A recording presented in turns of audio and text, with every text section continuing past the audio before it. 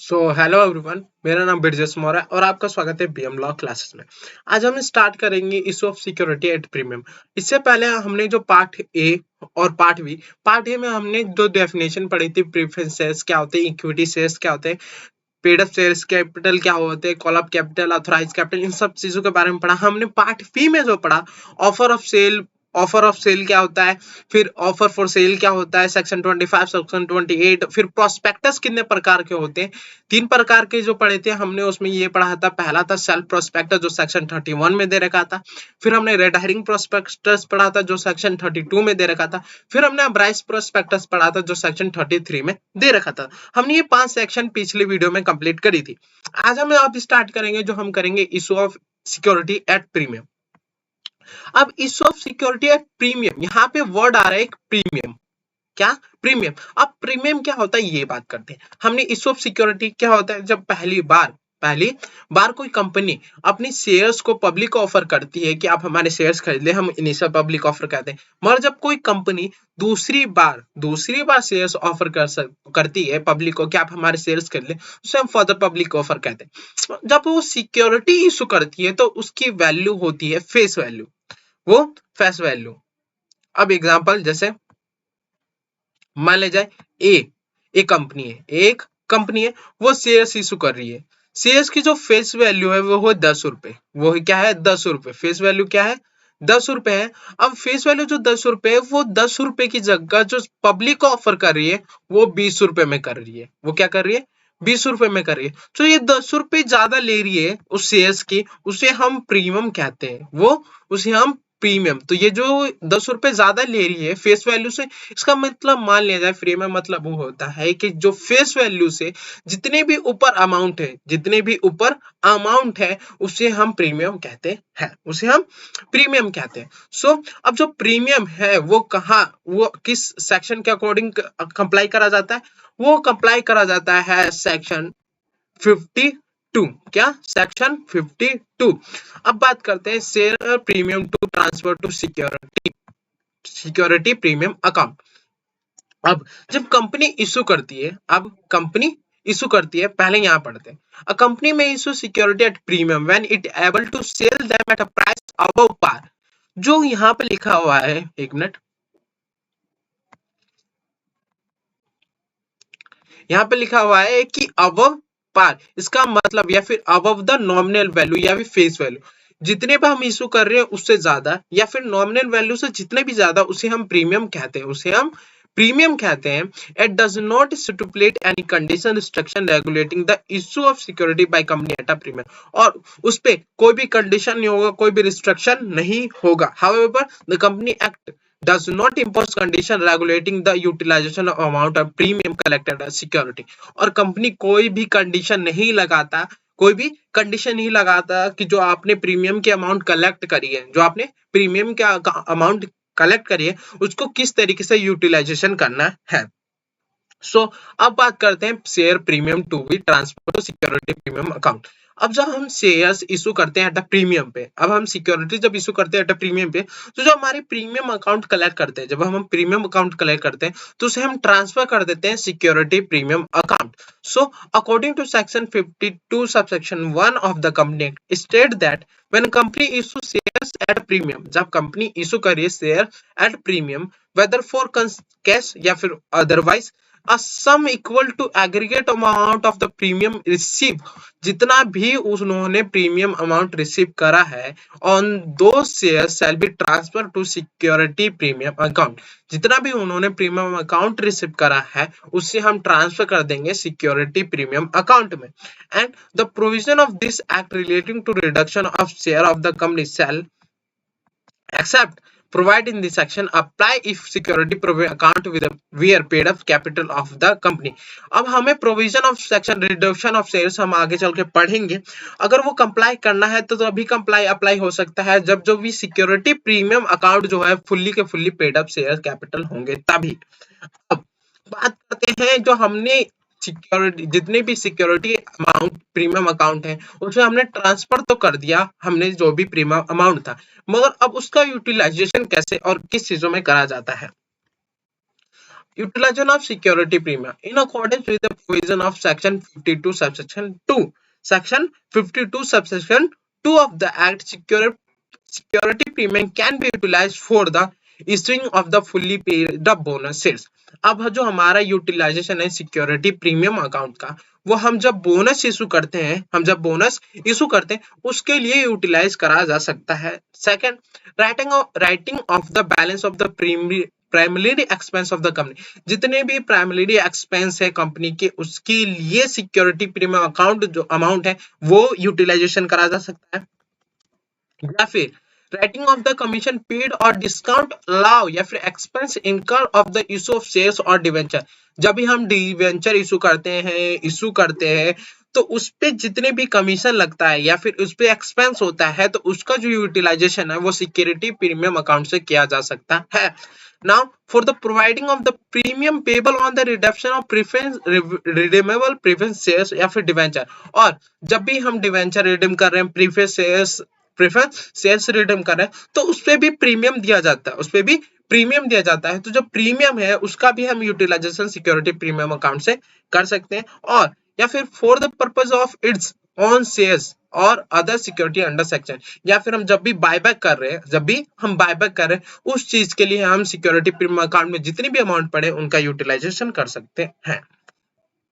Now section 52 subsection 3 further state that security premium account may notwithstanding anything contained in subsection 1 and 2 be applied by such class of company as may be prescribed and whose financial statement comply with the accounting standard prescribed for such class of company under section 33. और जो section 52 section 3 में दिया हुआ है वो security premium account जो है वो अप्लाई होगा उन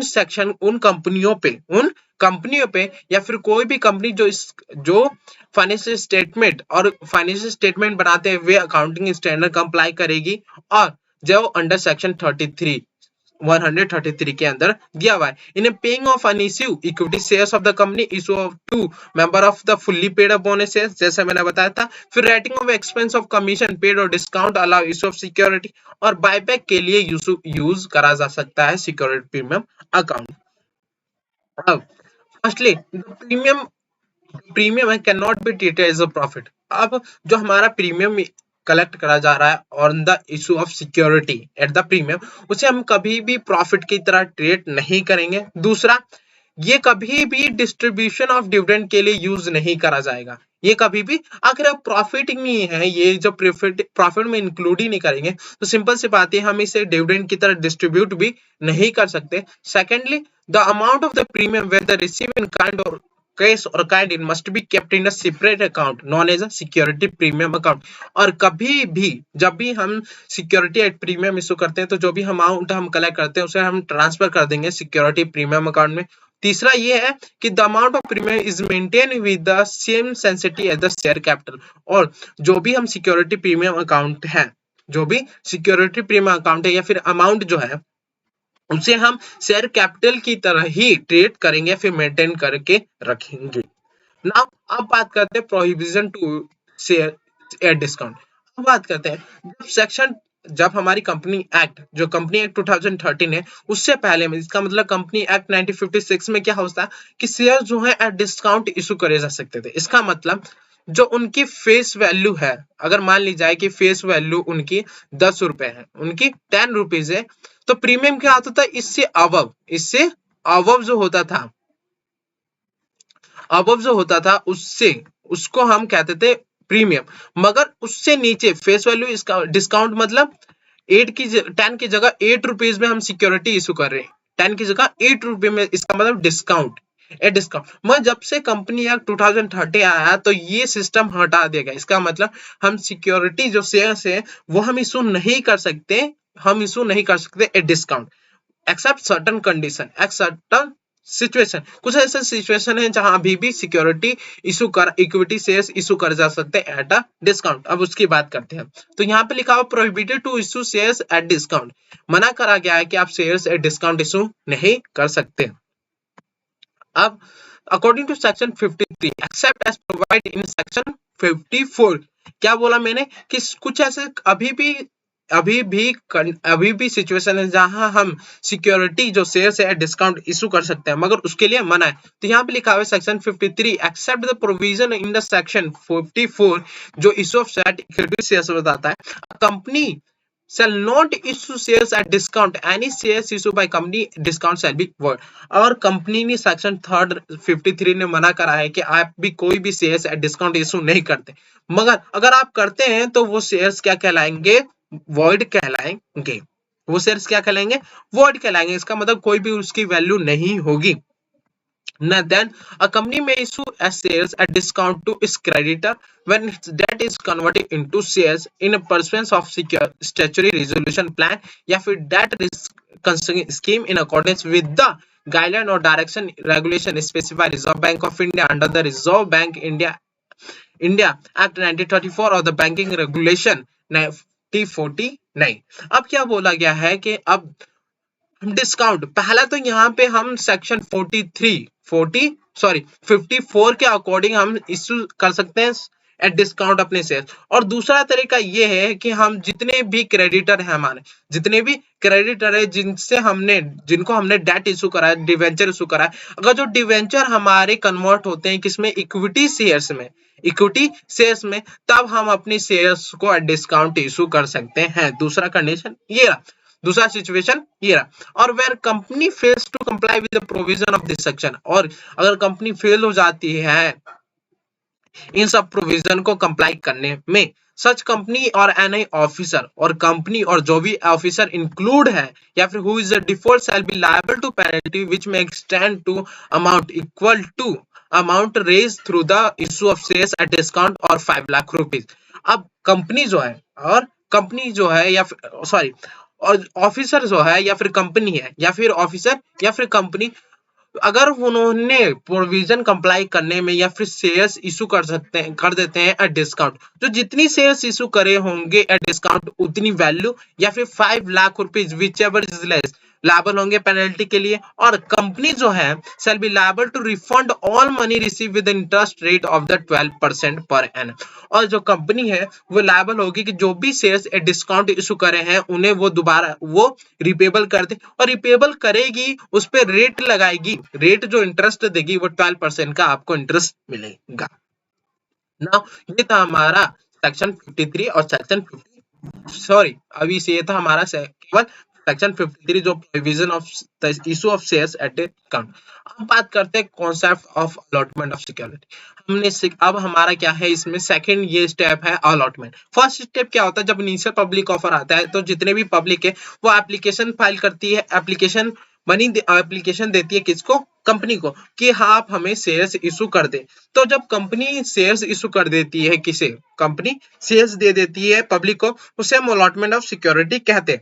तो वो जो कंप्लाई करना पड़ता है, जब अलॉटमेंट ऑफ सिक्योरिटी करते हैं तो कौन सा सेक्शन में कंप्लाई करना पड़ता है, हमें कंप्लाई करना पड़ता है सेक्शन 33। कौन सा सेक्शन, सेक्शन 33 जो बोलता है company act, read with the rule 12 company prospectus and allotment of security rule 2014 deal with the allotment of security। First बात कर रहे हैं allotment of any security of company offered to public for subscription shall be made only when the amount stated in the prospectus minimum amount has been subscribed and the sum payable on application for amount so stated have been paid to receive by the company by the check or other instrument। अब allotment कब करा जाएगा, जब minimum subscription हो जाएगी, minimum amount has been subscribe हो जाएगा, minimum amount receive कर ली जाएगी, तभी ही अलॉटमेंट ऑफ शेयर्स हो सकता है। अब मिनिमम जो सब्सक्रिप्शन है वो 90%, जितना प्रोस्पेक्टस में मान लिया जाए कि 100 करोड़ लिखा हुआ है कि प्रोस्पेक्टस में कि हम इतने शेयर्स इशू करेंगे, अगर इसमें से 90 करोड़ अगर शेयर्स सब्सक्राइब करे जाते हैं तभी ही हम अलॉटमेंट ऑफ शेयर्स कर सकते हैं, नहीं तो नहीं कर सकते। हमारे 90% तक की शेयर सब्सक्राइब होने चाहिए, मिनिमम सब्सक्राइब हो जाने चाहिए 90% तक। तो वही बोला है, जब तक मिनिमम सब्सक्राइब ना हो जाए, अमाउंट रिसीव ना हो जाए, तब तक हम शेयर्स इशू नहीं कर सकते, जब तक हम अलॉटमेंट इशू नहीं कर सकते। Then Whenever company having share capital make any allotment, और अगर कंपनी का सब्सक्राइब हो जा रहा है, minimum share capital amount receive हो जा रहा है, तो अलॉटमेंट कर देगी, वो अलॉटमेंट कर देगी।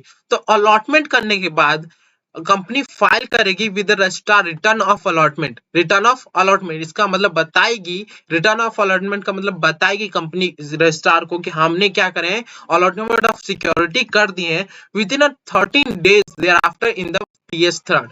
PS थर्ड अब क्या होगा, जब कंपनी अलॉटमेंट कर देगी उसके 30 दिन के अंदर, अलॉटमेंट करने के बाद 30 दिन के अंदर रजिस्ट्रार को रिटर्न ऑफ अलॉटमेंट करेगी, किसमें, PS3 में, along with the fee as specified in the company registration office and fee rule 2014।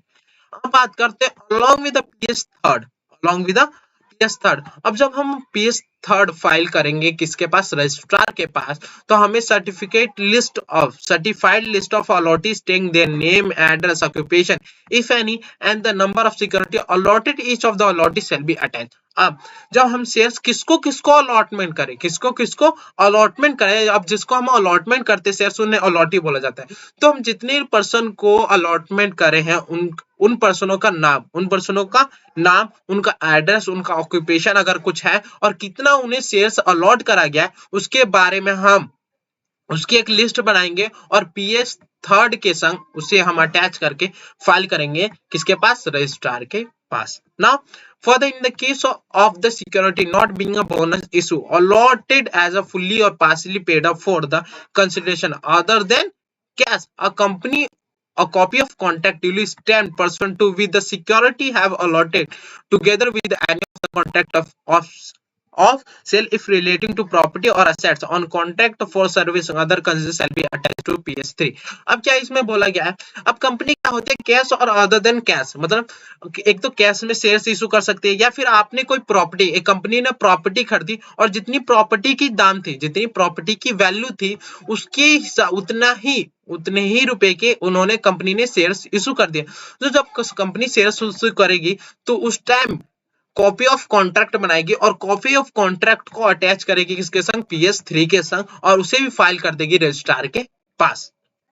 ना company contract is not reduced to writing, अगर कंपनी जो कॉन्ट्रैक्ट बनाती है वो राइटिंग में नहीं होता तो company shall furnish along with the PS third complete particular of contract stamped with the stamp duty as would have been payable if contract had been reduced to writing and those particulars shall be deemed to be instrument within the meaning of Indian Stamp Act। Simple, इसे भी अगर company writing में नहीं बनाती है तो जो भी कॉन्ट्रैक्ट जैसे भी बनाएगी स्टैम्प पेपर पे, उसे हम स्टैम्प पेपर को भी PS थर्ड के संग फाइल करना पड़ेगा।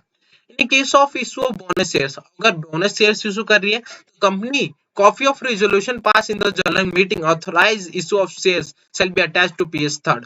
और अगर कंपनी बोनस इशू कर रही है तो कॉपी ऑफ रेजोल्यूशन, जब हम कॉपी ऑफ रेजोल्यूशन मीटिंग में जब हम रेजोल्यूशन पास कराएंगे कि हम बोनस शेयर्स इशू करेंगे तो उसके जो कॉपी है रेजोल्यूशन के वो अटैच करा जाएगा PS थर्ड के संग। And the amount payable on application every security shall not be less than 5% of the nominal value. और जब हम एप्लीकेशन मनी कंपनी को पे कर रहे हैं, एप्लीकेशन मनी कंपनी को पे कर रहे हैं, तो वो कभी भी 5% से कम नहीं होनी चाहिए nominal value of the security, या फिर such percentage as specified by the SEBI. अब बात करते हैं 5%। जैसे मान लिया जाए कि फेस वैल्यू जो है हमारी सिक्योरिटी की वो है 10 रुपए, तो इसका 25% क्या होगा, 2.5%, 2.5% होगा, 2.5%। अब ये 2.5% जो है, जो 2.5 रुपीज है वो पेबल हो जानी चाहिए, एप्लीकेशन मनी रिसीव होनी चाहिए। इससे कम किसी भी एप्लीकेशन मनी की वैल्यू नहीं होनी चाहिए, इससे कम कभी भी किसी भी एप्लीकेशन मनी की वैल्यू नहीं होनी चाहिए, ये बोला है इन लोगों इस क्लॉज ने। अब आगे चलते हैं।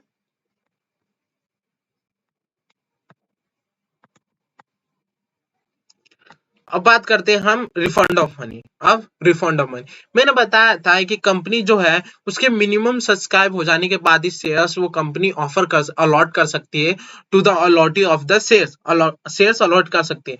मगर जब अलॉटमेंट जो हमारे सब्सक्राइब नहीं हुए मिनिमम, इसका मतलब 90% हमारे शेयर सब्सक्राइब नहीं हुए, तब क्या करती है, तब वो कंपनी जो होती है वो रिफंड कर देती है मनी, जितनी भी एप्लीकेशन मनी उसने रिसीव करी है, जितनी भी एप्लीकेशन मनी रिसीव करी है उसे रिफंड कर देना पड़ता है जिसने जिसने एप्लीकेशन अमाउंट पे करा है। In the case where the state minimum amount has not been subscribe, जब मिनिमम अमाउंट नहीं सब्सक्राइब होता है and the sum payable on the application is not receive within a period of 30 day, या फिर जो भी payable करना है एप्लीकेशन मनी में वो रिसीव नहीं होता 30 दिन के अंदर from the date of issue of prospectus या फिर such other period as specified by the SEBI, the amount received as our shall be returned, और जो अमाउंट रिसीव करा गया वो रिफंड कर देंगे एप्लीकेंट को जिन्होंने एप्लीकेशन मनी फाइल करा था या एप्लीकेशन मनी पेड करा था।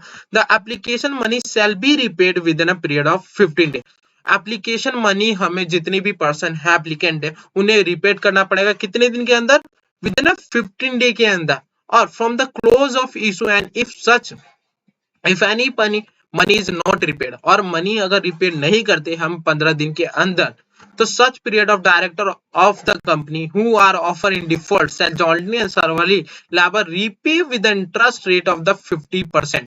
अगर वो 15 दिन के अंदर वो मनी रिफंड नहीं करते तो जितने भी डायरेक्टर हैं या फिर ऑफिसर हैं वो डिफॉल्ट में इंक्लूड करेंगे, जॉइंटली या फिर सर्वली या अकेले या फिर सब मिलके इंटरेस्ट पे करेंगे at the rate of the 50% जो उन्होंने एप्लीकेशन मनी रिफंड नहीं करी विद इन 15 डे के अंदर। अब बात करते हैं पेनल्टी ऑफ डिफॉल्ट।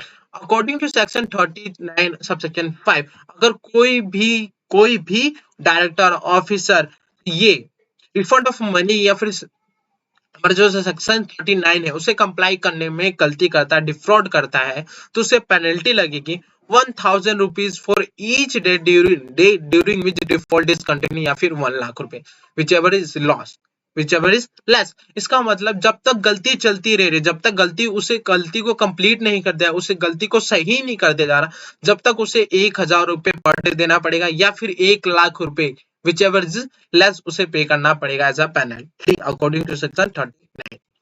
अब यहाँ पे केस लो दे रखा है principal agree regarding the allotment. अब हम प्रिंसिपल की कुछ बात करेंगे जो अलॉटमेंट करते टाइम हमें ध्यान देने की जरूरत होती है। Following general principle should be observe with regard to allotment. The allotment should be made by the proper authority. Allotment made by proper authority. इसका मतलब जो बोर्ड ऑफ डायरेक्टर जो है उनके द्वारा अलॉटमेंट बनना चाहिए। The proper authority में भी बोर्ड ऑफ डायरेक्टर हो सकते हैं या फिर committee authorised to allot security on behalf of the board. इसका मतलब जब हम अलॉटमेंट करेंगे कोई भी कंपनी सिक्योरिटी की, वो proper authority board of director द्वारा होने चाहिए। दूसरा क्या प्रिंसिपल है, allotment of security must be made with reasonable time. इसका मतलब 30 डे के अंदर which applicant may refuse to take security of allotment if the allotment is made after a long time. अगर क्या होता है कि हमने रीजनेबल टाइम के अंदर अगर जब अलॉटमेंट नहीं करा, एप्लीकेंट मनी रिफ्यूज कर सकता है टू टेक सिक्योरिटी। एप्लीकेंट जो है वो रिफ्यूज कर सकता है if the allotment is made after long time. So, as per section 56, within period of 2 months from the date of allotment, in case of allotment of से अगर हम allotment money जो है वो हमें 2 मंथ के अंदर अलॉट करना पड़ता है अकॉर्डिंग टू सेक्शन 56 कि बोलता है कि विद इन 2 मंथ के अंदर हमें अलॉटमेंट देना पड़ता है। अगर अलॉटमेंट नहीं दिया तो रिफ्यूज करा जा सकता है एप्लीकेंट द्वारा कि हम अलॉटमेंट सेंस नहीं लेंगे। Allotted should be absolute and conditional. जो अलॉटमेंट करेंगे वो बिल्कुल सही तरीके से होना चाहिए और कोई भी उस पर कंडीशन लगा नहीं होना चाहिए। सिंपल। फोर्थ की बात करते हैं, allotment must be communicated as mentioned earlier. Posting of letter of allotment or if allotment advice will be take valid communication if the letter is not lost या फिर ट्रांजिट। अगर जो हम अलॉटमेंट कर रहे हैं वो कम्युनिकेट हो जाना चाहिए अलॉटी के द्वारा कि हम आपको अलॉटमेंट शेयर्स इशू कर रहे हैं। Allotment against the application only, और जो अलॉटमेंट जो हो रहा है इसका मतलब जिस पर्सन ने जितने शेयर्स के लिए मांग करी है उतनी ही शेयर्स उसे दिए जाएंगे, उससे ज्यादा नहीं दिया जा सकता, कम क्यों ना दिया जा सकता, कम क्यों ना दिया जा सकता, और जो कम देंगे उसकी एप्लीकेशन मनी रिफंड हो जानी चाहिए, और against the allot application money की ही अगेंस्ट होनी चाहिए। जिसने एप्लीकेशन मनी डाली है, एप्लीकेशन फाइल डाली है कंपनी को, उसी के अगेंस्ट अलॉटमेंट करी जा सकती है और किसी के अगेंस्ट नहीं करी जा सकती। और allotment should not be contribution of any other law, और जो अलॉटमेंट कर रहे हैं वो क्यों ना कंपनी एक्ट हो, क्यों ना सेबी रेगुलेशन, किसी भी रेगुलेशन का उल्लंघन नहीं करेगी। तो ये हमारे 6 जो थे, ये हमारे थे जनरल प्रिंसिपल। अब शेयर सर्टिफिकेट की बात करेंगे, वो हम इसकी बात करेंगे नेक्स्ट वीडियो में। आज के लिए हमारे इतना ही काफी, मिलते हैं नेक्स्ट वीडियो में। अगर आपने कुछ भी इस चैप्टर से, इस वीडियो से सीखा हो तो प्लीज इस चैनल को सब्सक्राइब जरूर करना, जिससे आपको रेगुलर वीडियो आपको मिलती रहे चैप्टर वाइज। तो थैंक यू सो मच, मिलते हैं नेक्स्ट वीडियो में।